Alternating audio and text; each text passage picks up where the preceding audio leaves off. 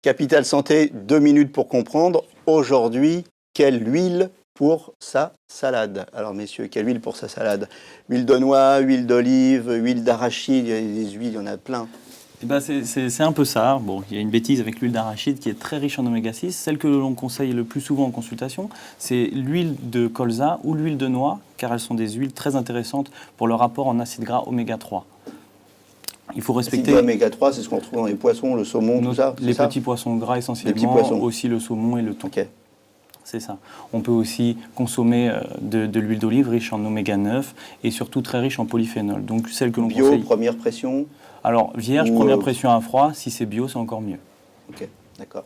Alors qu'est-ce que ça fait à l'organisme, ces huiles? Alors, il faut savoir qu'on a besoin de gras.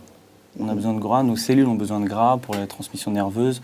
Notre cerveau est composé à au moins 95-98% de gras. Le gras est essentiel. Ensuite, on sait que notre corps a besoin d'équilibre entre les acides gras, et notamment entre les acides gras oméga 3 qui sont, pour parler simplement, anti-inflammatoires, et les acides gras oméga 6 qui sont pro-inflammatoires.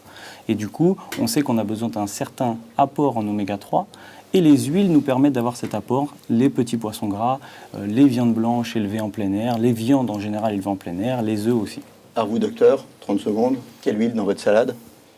Alors, dans ma salade, ce sera un mélange d'huile d'olive à part égale avec de l'huile de colza ou de l'huile d'olive à part égale avec de l'huile de noix. Intéressant, on peut mélanger les huiles. Oui, alors l'idéal, c'est quand même de faire ses propres mélanges, bien entendu, parce que déjà, d'une part, ça coûte moins cher, et puis on sait ce que l'on met.